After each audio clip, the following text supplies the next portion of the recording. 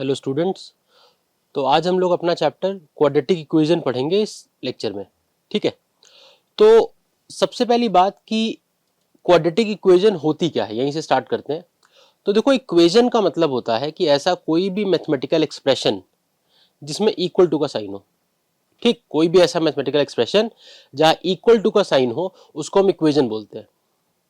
तो जैसे अगर मैंने लिखा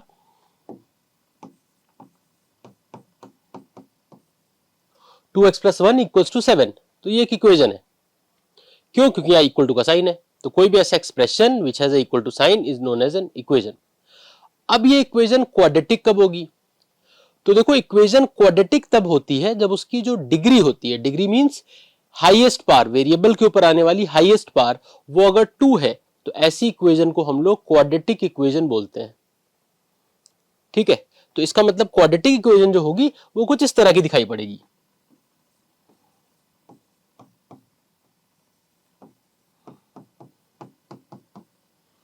तो ये क्वाड्रेटिक है। क्यों? क्योंकि यहाँ पे जो हाईएस्ट पावर है, जो वेरिएबल है एक्स के ऊपर आने वाली जो हाईएस्ट पावर है वो 2 है। तो इसलिए ये इक्वेशन क्वाड्रेटिक इक्वेशन है। अब सबसे पहली चीज कि एक क्वाड्रेटिक इक्वेशन का स्टैंडर्ड फॉर्म या जनरल फॉर्म क्या होता है। ठीक है, तो एक क्वाड्रेटिक इक्वेशन का स्टैंडर्ड फॉर्म या जनरल फॉर्म क्या होता है, ये सबसे पहला पॉइंट। तो अगर कोई इक्वेशन है हमारे पास, उसको हम लोग, मतलब जितनी भी क्वाड्रेटिक इक्वेशन है उसको हम लोग इस फॉर्म में लिख सकते हैं, ax² + bx + c = 0। तो हर एक क्वाड्रेटिक इक्वेशन को इस तरह से लिखा जा सकता है। तो ये क्वाड्रेटिक इक्वेशन का जनरल फॉर्म या स्टैंडर्ड फॉर्म है। अगर इस फॉर्म को हम एक इक्वेशन से तुम्हें कंपेयर करके दिखा दें, तो मान लेते हैं मैंने एक इक्वेशन ये लिखी,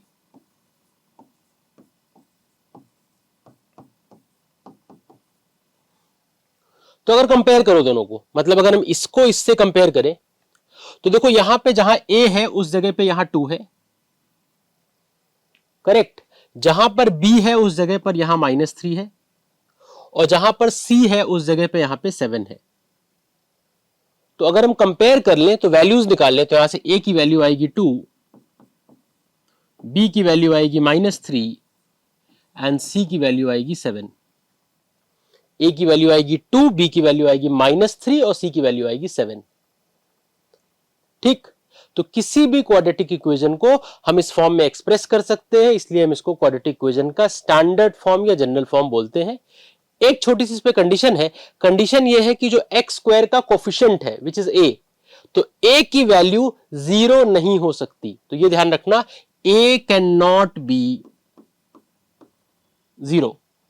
किसी भी क्वाड्रेटिक इक्वेशन के स्टैंडर्ड फॉर्म पर एक कंडीशन इंपोज्ड है कि जो x² है, मतलब जो उसका क्वाड्रेटिक वाला टर्म है, उसका जो कोफिशिएंट है साथ में, वो 0 कभी नहीं हो सकता। क्योंकि अगर वो 0 हो गया तो इसका मतलब x² वाला टर्म तो फिर डिसअपेयर हो जाएगा, वो टर्म हट जाएगा, वहां से वो 0 आ जाएगा, तो 0 × x², वो टर्म खत्म हो गया, तो फिर वो क्वाड्रेटिक रह ही नहीं जाएगी इक्वेशन।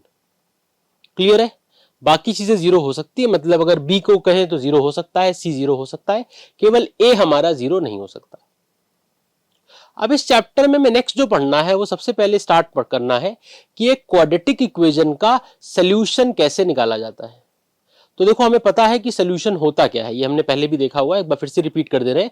सॉल्यूशन का मतलब होता है ऐसी वैल्यू वेरिएबल की जिसको अगर उस इक्वेशन में पुट कर दिया जाए, सब्स्टिट्यूट कर दिया जाए, तो लेफ्ट साइड जो है वो राइट साइड के इक्वल आ जाए, तो उसको हम उसका सॉल्यूशन कहते हैं। तो अगर हमें x की कोई, मान लेते हैं ऐसा कोई नंबर x का मिल गया, ऐसी कोई न्यूमेरिकल वैल्यू x की मिल गई, जिसको अगर यहाँ x की जगह रख दें, यहां पर, तो ये पूरा जो लेफ्ट साइड है वो भी 0 हो जाए, क्योंकि राइट साइड 0 है। तो लेफ्ट और राइट साइड 0 हो जाए अगर, तो वो हमारा सोल्यूशन होता है। 0 इन द सेंस, मतलब यहां 0 है इसलिए 0 कह रहे हैं। अगर यहाँ 7 होता तो हम कहते हैं दोनों तरफ 7 हो जाए। तो x की ऐसी वैल्यू जिसको इक्वेशन में सब्स्टिट्यूट करने से लेफ्ट साइड राइट साइड के इक्वल हो जाता है, उसको हम उस इक्वेशन का सॉल्यूशन बोलते हैं। क्लियर? सबसे पहले हमें स्टार्ट करना है यहीं से कि एक क्वाड्रेटिक इक्वेशन के सॉल्यूशंस कैसे निकाले जाते हैं। इसको निकालने के देखो दो मेन मेथड है। एक हमारा है स्प्लिटिंग ऑफ मिडिल टर्म, जो कि हम लोग जूनियर क्लास में पढ़ चुके हैं, लेकिन हम यहाँ पे एक दो क्वेश्चन उस तरह के एक्सप्लेन कर रहे हैं। और स्प्लिटिंग के बाद फिर दूसरा है एक फॉर्मूला होता है जिसको हम श्रीधराचार्य फॉर्मूला या क्वाड्रेटिक फॉर्मूला कहते हैं। तो नेक्स्ट हमारा है कि फॉर्मूला से एक क्वाड्रेटिक इक्वेशन को किस तरह से सॉल्व किया जाता है। तो सबसे पहले अगर हम स्प्लिटिंग की बात करें, स्प्लिटिंग से स्टार्ट करें,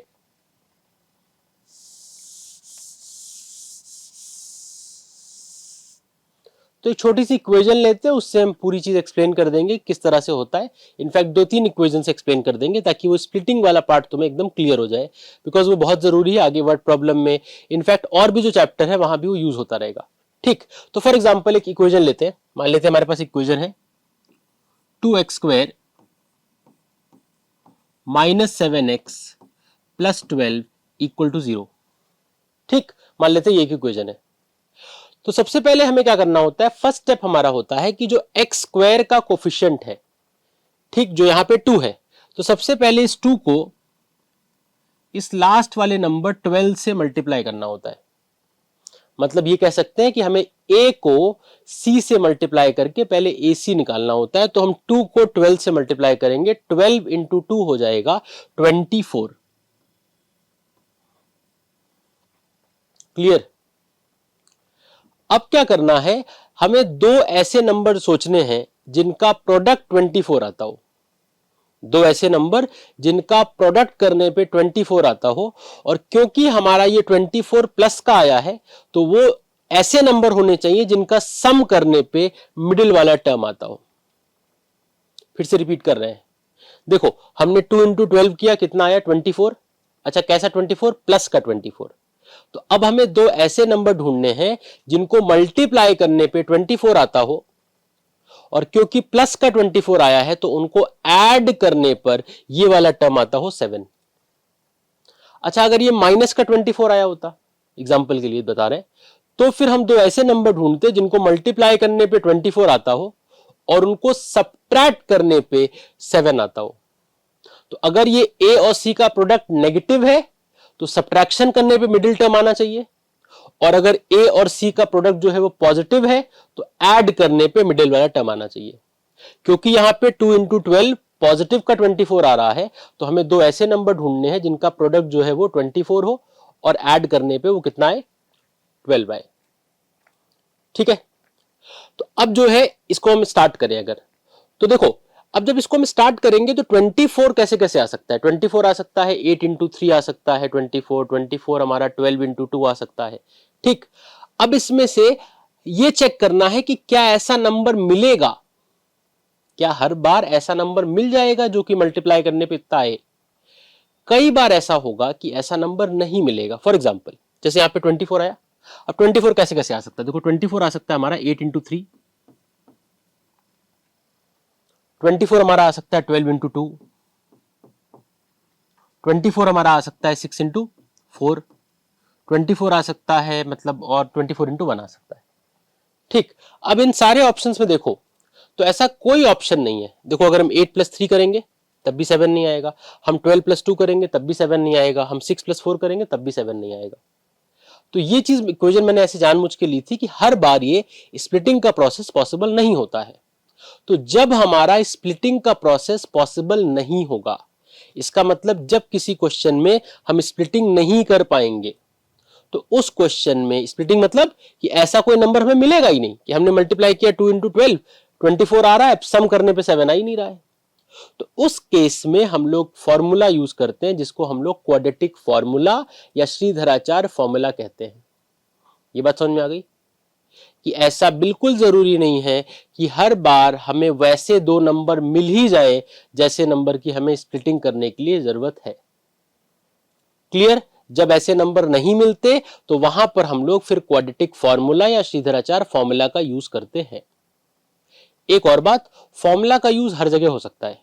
कहने का मतलब यह है कि जो इक्वेशन स्प्लिट हो रही है वहां भी फॉर्मूला लग जाएगा, और जो स्प्लिट नहीं हो रही वहां भी फॉर्मूला लग जाएगा। मतलब formula can be applied on any equation. 100 equation तुम्हें मिली है तो 100 की 100 इक्वेशन फॉर्मूले से सॉल्व हो सकती है, लेकिन स्प्लिटिंग वाले मेथड की एक रिस्ट्रिक्शन है, जैसे यहां पे ये वाली इक्वेशन सॉल्व नहीं हुई क्योंकि ऐसा नंबर हम नहीं ढूंढ पाए। क्लियर? अब हम एक दो ऐसी इक्वेशन लिखते हैं जो सॉल्व हो जाएगी एंड देन उसको सॉल्व करके दिखाते हैं कि किस तरह से सॉल्व होगी। ठीक, तो सबसे पहले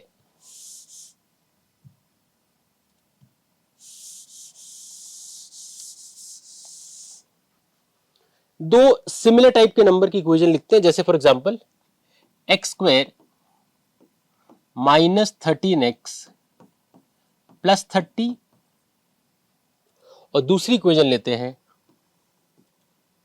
x square minus 13x minus 30।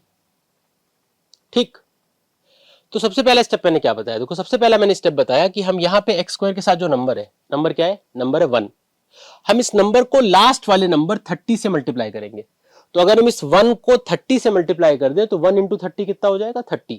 तो जो प्रोडक्ट आ रहा है वो 30 आ रहा है। कैसा 30 आ रहा है, प्लस का 30 आ रहा है, प्लस का 30। तो अब हमें दो ऐसे नंबर ढूंढने पड़ेंगे जिनको मल्टीप्लाई करने पे 30 आता हो और उनको ऐड करने पे ये मिडिल वाला टर्म 13 आता हो, क्योंकि हमें प्लस का 30 मिला है। अगर प्रोडक्ट हमारा पॉजिटिव है तो ऐड करने पे मिडिल टर्म आना चाहिए, और अगर प्रोडक्ट हमारा नेगेटिव है तो सब्ट्रैक्ट करने पे मिडिल टर्म आना चाहिए। तो यहां पे 30 अगर प्रोडक्ट चाहिए तो नंबर हो सकता है 10 और 3 एंड 15 एंड 2, ऐसे नंबर हो सकते हैं। उसमें से ऐसे नंबर जिनका सम करने पे 13 आता हो तो वो नंबर होंगे 10 और 3। तो इसका मतलब ये हो जाएगा x square minus 10x minus 3x plus 30 equal to 0 होगा। X square minus 10x minus 3x plus 30 equal to 0। अब कॉमन लेते हैं, कॉमन पहले फर्स्ट दो टर्म से लेंगे, तो यहां से x कॉमन आएगा तो क्या बचेगा, x माइनस 10। फिर अगले दो टर्म में हम फिर चाहेंगे यहां x माइनस 10 ही बचे यहां पर। अब उसके लिए क्या करना पड़ेगा, देखो देखो पहला टर्म इसका नेगेटिव है, दूसरा पॉजिटिव है। हम उल्टा चाह रहे हैं, हम चाहते हैं हमारा पहला पॉजिटिव आए दूसरा नेगेटिव आए। तो अगर हम साइन को रिवर्स करना चाह रहे हैं तो हमें माइनस साइन तो बाहर लेना ही पड़ेगा और साथ ही साथ 3 बाहर लेना पड़ेगा। तो इसका मतलब यहां पे हम माइनस 3 को बाहर ले लेंगे। ठीक, तो क्या आ गया, ये आ गया x minus 10 x minus 3 equals to 0। Clear है। अच्छा, एक रूल होता है जिसको हम कहते हैं जीरो प्रोडक्ट रूल। अब ये रूल क्या कहता है, ये रूल ये कहता है कि अगर 2 या 3 या 4 नंबर का प्रोडक्ट 0 आ रहा है तो ये पक्का है कि उन नंबर में से कोई एक नंबर, या हो सकता है एक से ज्यादा नंबर, मतलब 2 नंबर या 3 नंबर कई बार 0 हो, लेकिन ये पक्का है उनमें से कम एटलीस्ट एक नंबर 0 जरूर होगा। ठीक, तो यहां पर x माइनस 10 और x माइनस 3 का जो प्रोडक्ट आ रहा है वो 0 आ रहा है। इसका मतलब या तो ये वाला 0 है या तो ये वाला 0 है, कोई एक तो 0 कंफर्म है, पक्का है कि एक नंबर इसमें 0 है। तो अब क्या करेंगे, हम लोग एक बार इस ब्रैकेट को 0 को इक्वल कर देंगे, 10 उधर जाएगा तो यहां से आ जाएगा x इक्वल्स टू 10। ठीक, दूसरी बार हम इसको इक्वल टू 0 कर देंगे, ये 3 इधर जाएगा तो आ जाएगा x इक्वल्स टू 3। तो ये हमारे आंसर है, x इक्वल्स टू 3 और x equals to 10। Quadratic equation में अभी तक हम लोग फिलहाल जितने क्वेश्चन खैर करेंगे, ऐसा होता है 99.9% केसेस में कि उसके हमेशा दो आंसर आएंगे। हम लोग जितने भी क्वेश्चन करेंगे उसके हमेशा दो आंसर आएंगे। इनफैक्ट जब वो दो आंसर नहीं भी आते तो वो सेम एक ही आंसर आता है, लेकिन वो 2 बार आता है। तो इसमें मतलब क्वाड्रेटिक इक्वेशन में हम लोग जब भी सॉल्व करेंगे we will always get 2 answer. ठीक है, मतलब दो ऐसे सॉल्यूशंस मिलेंगे, दो ऐसी वैल्यूज मिलेंगी जिसको यहां पे पुट करने से लेफ्ट साइड जो है वो राइट साइड के इक्वल हो जाएगा। क्लियर। अब आते हैं इस क्वेश्चन पे। अच्छा, ये चीज मैंने पहले ही बताई, फिर से बता रहे हैं कि हर बार ऐसे नंबर ढूंढना पक्का पॉसिबल नहीं होगा। ऐसा जरूरी नहीं है कि हर बार हमें वैसा नंबर मिल ही जाएगा जो नंबर हम ढूंढ रहे हैं, कि जिनको मल्टीप्लाई करने से इतना आता हो और ऐड या सब्ट्रैक्ट करने से ये आता हो। कई बार ऐसा नंबर नहीं भी मिलेगा। क्लियर। अब आते हैं इस पे। देखो वही प्रोसेस फिर से फॉलो करना है। क्या करना है हमें, सबसे पहले जो a है, मतलब जो x स्क्वायर के साथ टर्म है, उसको सबसे पहले c से मल्टीप्लाई करना है। तो यहाँ पे a जो है वो कितना है 1, इसको अगर हम c से मल्टीप्लाई करें मतलब माइनस 30 हो जाएगा ये, क्योंकि 1 इंटू माइनस 30 हो जाएगा माइनस 30। अब इसका जो प्रोडक्ट आ रहा है वो नेगेटिव आ रहा है, और मैंने क्या बोला था, अगर हमारा प्रोडक्ट, किसका प्रोडक्ट, a और c का, मतलब x स्क्वायर का कोफिशिएंट जो है विच इज 1 और लास्ट में माइनस 30, अगर a और c का प्रोडक्ट नेगेटिव आ रहा है तो डिफरेंस करने पे मिडिल वाला टर्म आना चाहिए।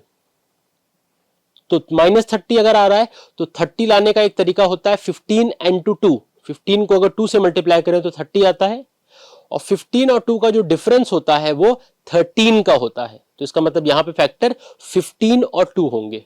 तो एक चीज नोटिस करी, इक्वेशन ऑलमोस्ट सेम है, खाली एक साइन बदला है बस, यहां पे प्लस था यहां पे माइनस हो गया, और फैक्टर ही चेंज हो गए। यहां पे फैक्टर हमारे 10 और 3 थे, यहां पे हमारे फैक्टर 15 एंड 2 है। ठीक, तो ये हो जाएगा एक्स स्क्वायर। अच्छा, क्योंकि हमें 13 माइनस का चाहिए तो इसका मतलब 15 को हम माइनस का साइन देंगे, जो बड़ा नंबर उसको माइनस का साइन देंगे, तो x square -15x plus 2x -30 is equal to 0। Clear? X square -15 plus 2, क्योंकि -15 प्लस 2 ऐड होके -13 बनाएगा, प्लस सॉरी -30 इक्वल्स टू 0। अब क्या करेंगे, अब कॉमन लेंगे, यहां से कॉमन लेंगे अगर, तो कॉमन x आएगा, क्या बचेगा, x -15। ठीक, फिर इससे कॉमन लेंगे तो 2 कॉमन आएगा, तो क्या बचेगा, ये आएगा। अब यहां से क्या आया, यहां से x -15 इसके पास भी है, x -15 इसके पास भी है, तो अगर हम x -15 को कॉमन ले लें तो यहां पे बचा x प्लस यहां पे बचा 2।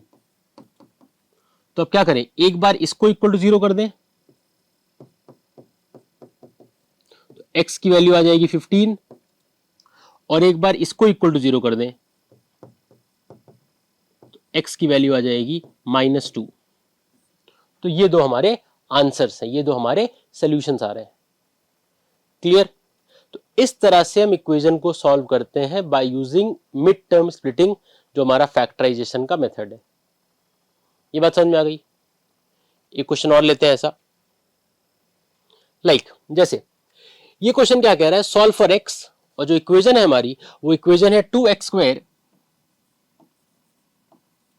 Minus 9x plus 10 equals to 0। ठीक है, 2x square minus 9x plus 10 equals to 0 when x belongs to natural number and x belongs to q। q का मतलब क्या होता है, q का मतलब होता है रैशनल नंबर्स। तो अभी हमें फिलहाल इसको simple splitting of middle term करना है, तो पहले हम स्प्लिट करते हैं इसको मिडिल टर्म स्प्लिट, एंड उसके बाद देखते हैं अभी आगे क्या बोल रहा है। तो अगर इसको हम स्प्लिट करें तो सबसे पहला प्रोसेस क्या होता है, सबसे पहला प्रोसेस होता है कि जो a है, मतलब जो यहाँ पे 2 है, हम उसको लास्ट वाले नंबर 10 से मल्टीप्लाई करेंगे। तो 2 जब 10 से मल्टीप्लाई होगा तो 2 इंटू 10 प्रोडक्ट आ गया 20 प्लस का 20, तो 20 हमारा प्रोडक्ट आ रहा है, p आ रहा है प्लस 20। ठीक, अच्छा, अगर प्रोडक्ट पॉजिटिव है तो दो ऐसे नंबर लेने हैं जिनको ऐड करने से मिडिल वाला टर्म, मतलब मिडिल वाला नंबर आना चाहिए। तो ऐसे दो नंबर जिसका प्रोडक्ट 20 आता हो, तो अगर ऐसे सारे नंबर हम लिख लें कैसे कैसे 20 आ सकता है, तो 20 आ सकता है 20 इंटू 1, 20 आ सकता है 10 इंटू 2, 20 आ सकता है 5 इंटू 4। यही मेथड है इतने। अब इसमें से हमें यह देखना है कि वो दो नंबर कौन से हैं जिनका सम करने से मिडिल वाला टर्म आता हो, तो वो दो नंबर है 5 और 4। 5 और 4 को ऐड करोगे तो मिडिल वाला टर्म 9 आ जाएगा। क्लियर?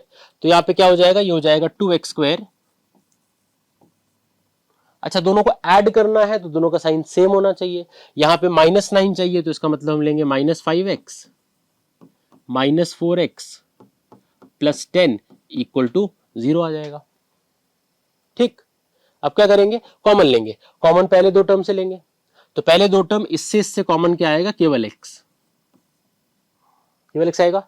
उसके बाद क्या बचा, यहां पे बचा 2x -5, क्योंकि देखो यहाँ पे 2x स्क्वायर था, x बाहर आया तो एक x बचेगा अंदर, और यहां पे -5x था, x बाहर आ गया तो -5 बचेगा। अब इसके बाद क्या आएगा, अब ये आएगा इससे अगर हम कॉमन ले फिर, तो हमें यही चाहिए कि 2x -5 फिर बचना चाहिए। ठीक, तो वही चीज कि यहां पे नेगेटिव है पॉजिटिव है, मतलब इट इज नेगेटिव और सेकंड टर्म पॉजिटिव। हम क्या चाहते हैं, हम चाहते हैं हमारे पास बचे उसमें पहला पॉजिटिव हो दूसरा नेगेटिव हो। इसका मतलब माइनस साइन तो कॉमन जरूर लेना पड़ेगा, तो एक तो माइनस साइन पहले कॉमन ले लेंगे, तो माइनस साइन यहां पे कॉमन ले लिया। इसके बाद यहां पे 4 है, यहां पे 10 है, 4 और 10 में से हम 2 बाहर निकाल सकते हैं, तो अगर हम 2 बाहर निकाल लें तो ये बचेगा। क्लियर? अब इसको सॉल्व करें तो 2x माइनस 5 यहां भी, 2x माइनस 5 यहां भी, तो 2x माइनस 5 कॉमन ले लो, क्या बचा, यहां पे बचा x इक्वल टू 0। कंपेयर करें अगर एक एक करके, एक बार इस ब्रैकेट को 0 को इक्वल करें, मतलब 2x माइनस 5 इक्वल टू 0, यहां से 5 उधर जाएगा, x की वैल्यू कितनी आएगी 5/2। उसी तरह से अगर हम इसको कंपेयर करें, x की वैल्यू कितनी आएगी 2, तो यहां से भी x की हमारी दो वैल्यूज आती है, दो वैल्यू यहां से भी आ रही है, एक वैल्यू आ रही है 2 और एक वैल्यू आ रही है 5/2। अब नेक्स्ट बात ये आती है, नेक्स्ट क्वेश्चन ये आता है कि इसमें से कौन सी वैल्यू किस केस में एक्सेप्टेबल होगी। जैसे यहाँ पे क्वेश्चन में आगे एक चीज और मेंशन्ड है, जो चीज अभी क्वेश्चन आंसर तो आ गए हमारे, दो आंसर आने थे, दोनों आंसर आ गए। अब क्वेश्चन के देखो दो पार्ट्स हैं। क्वेश्चन का फर्स्ट पार्ट कह रहा है कि अगर x हमारा नेचुरल नंबर है तो x की क्या वैल्यू हो सकती है, x बिलोंग्स टू, ये जो साइन होता है ई की तरह, ये है बिलोंग्स टू, मतलब अगर x हमारा नेचुरल नंबर को बिलोंग कर रहा है, अगर x हमारा नेचुरल नंबर है तो आंसर क्या होगा। तो नेचुरल नंबर क्या होते हैं, उसमें फ्रैक्शन डेसिमल वगैरह नहीं आते, जो प्रॉपर नंबर होते हैं वो नेचुरल नंबर होते हैं, होल नंबर टाइप के। तो यहाँ पे x जो होगा वो 2 है, तो ये नेचुरल नंबर है, ये वाला नेचुरल नंबर नहीं है, तो इसका मतलब फर्स्ट केस का जो आंसर होगा वो केवल 2 आएगा, क्योंकि दूसरा वाला नंबर नेचुरल नंबर नहीं है, तो फर्स्ट केस का आंसर आएगा x इक्वल्स टू 2। सेकंड पे, अगर सेकंड पे आ जाए तो सेकंड में क्यू बोल रहा है। अच्छा, क्यू का मतलब क्या होता है, पहली बात तो क्योंकि आर को हम लोग ऑलरेडी यूज कर चुके होते हैं for real numbers, capital R का मतलब होता है रियल नंबर्स, तो अब रैशनल नंबर के लिए हम आर यूज नहीं कर सकते, बिकॉज आर तो यूज हो गया ऑलरेडी।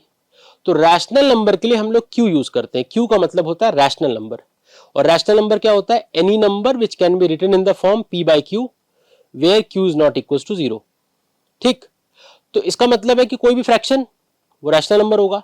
तो इनफैक्ट अगर सोचो तो 2 भी तो एक फ्रैक्शन है, 2 को भी हम लिख सकते हैं 2/1, दैट मीन्स नंबर ये भी रैशनल है और ये भी रैशनल है, दोनों अगर रैशनल है तो ये 5/2 भी रैशनल है, 2 मतलब 2/1 भी रैशनल है, तो यहां पे दो आंसर आएंगे 2, 5/2। क्लियर है ये? ओके, अब नेक्स्ट क्वेश्चन देखो, नेक्स्ट क्वेश्चन है solve 7x plus 1 upon 7x plus 5 is equal to 3x plus 1 upon 5x plus 1। तो यहां पे क्या करना है, देखो सीधी सी बात है, एक क्वेश्चन दिया हुआ है, बट डिफरेंट क्या है इस क्वेश्चन में कि ये क्वेश्चन हमारा स्टैंडर्ड फॉर्म या जनरल फॉर्म में नहीं है, हमें इसको स्टैंडर्ड फॉर्म में कन्वर्ट करना पड़ेगा सबसे पहले। तो वो कैसे होगा, देखो उसके लिए क्या करना पड़ेगा, क्रॉस मल्टीप्लिकेशन करना पड़ेगा। तो यहां पे ये लिखा है 7x plus 1 upon 7x plus 5 is equals to 3x plus 1 upon 5x plus 1। Clear? अब सबसे पहले क्या करेंगे, सबसे पहले हम इसको क्रॉस मल्टीप्लाई करेंगे। तो क्रॉस मल्टीप्लाई करने का मतलब है कि ये वाला टर्म आकर इधर इसको मल्टीप्लाई कर देगा और ये वाला टर्म जाके उधर उसको मल्टीप्लाई कर देगा। तो इसका मतलब ये हो जाएगा 7x plus 1 into 5x plus 1 is equal to 3x plus 1, और ये टर्म जाकर इधर मल्टीप्लाई करेगा तो इंटू 7x प्लस 5। क्लियर? तो सीधी सी बात है, ये टर्म जाकर इधर इससे मल्टीप्लाई होगा और ये टर्म इधर से आके इससे मल्टीप्लाई होगा क्रॉस मल्टीप्लिकेशन करके। अब क्या करेंगे, इसको हम थोड़ा सिंप्लीफाई करके, सबसे पहला स्टेप है हमारा कि हम इसको सॉल्व करके स्टैंडर्ड फॉर्म में लेके आएंगे, मतलब ax² plus bx plus c equals to 0 form में इसको लेके आएंगे, ये पहला स्टेप है। तो इसको सॉल्व करें अगर, तो 7 into 5 35, x into x x², तो ये आ जाएगा 35x² प्लस 7 इंटू 1 तो 7x प्लस 1 इंटू 5 तो 5x एंड 1 इंटू 1 इज 1। इसके बाद 3 into 7 21x², 3 into 5 15x, 1 into 7 7x and 1 into 5 5। Clear? अब क्या हो गया देखो, ये हो गया 35x² प्लस, अच्छा ऐड करो 7 प्लस 5 क्या होगा 12, तो plus 12x plus 1 is equal to, फिर आ जाएगा 21x² प्लस 15 प्लस 7 हो जाएगा 22x प्लस 5। क्लियर? अब सारे टर्म इस तरफ ले आओ, तो सारे टर्म अगर इस तरफ ले आए तो यहां पे क्या है 35x² और 21x² इधर से इस तरफ जब आएगा तो ये हो जाएगा 35x² माइनस 21x², तो 35 माइनस 21 होगा 14x²। इसके बाद 12x और 22x जब उधर से इधर आएगा तो 12 माइनस 22 हो जाएगा माइनस 10x, और फिर 1 यहां पहले से 5 अगर इधर से इधर आएगा तो 1 माइनस 5 हो जाएगा minus 4 is equal to 0। Clear? अब इससे कॉमन ले ले पहले, क्योंकि इक्वेशन जितनी छोटी होगी, जितनी सिंप्लीफाइड फॉर्म में होगी उतना बेटर है। तो अगर हम इससे कॉमन लेना चाहें, इससे इससे इससे तीनों से 2 कॉमन निकाल सकते हैं। तो अगर हम 2 को कॉमन निकाल लें तो क्या बचेगा? देखो 14 में से 2 बाहर आएगा तो 7 बचेगा, तो यहां बचेगा 7x² माइनस 10 में बचेगा 5x, तो 7x² माइनस 5x, और यहां बचेगा माइनस 2 इक्वल टू 0। ये अपॉन में चला जाएगा तो ये तो खत्म हो गया। ठीक, अब इसको स्प्लिट करना है, तो देखो स्प्लिट अगर करना है तो 7 इंटू 2, ये 2 तो उधर चला गया, 7 इंटू माइनस 2 14, 14 की हेल्प से अगर 5 लाना है तो फैक्टर होंगे 7 एंड 2, क्योंकि प्रोडक्ट आना चाहिए 14, कैसा 14 माइनस का 14, और सब्ट्रैक्ट करने पे आना चाहिए माइनस का 5। तो हमारा जो प्रोडक्ट होगा वो 14 अगर है और डिफरेंस 5 होना चाहिए तो नंबर्स होंगे 7 एंड 2। तो इसका मतलब ये हो जाएगा 7x² minus 7x plus 2x minus 2 equals to 0। इससे 7 कॉमन ले लेंगे तो क्या बचेगा, सॉरी 7x कॉमन आ जाएगा।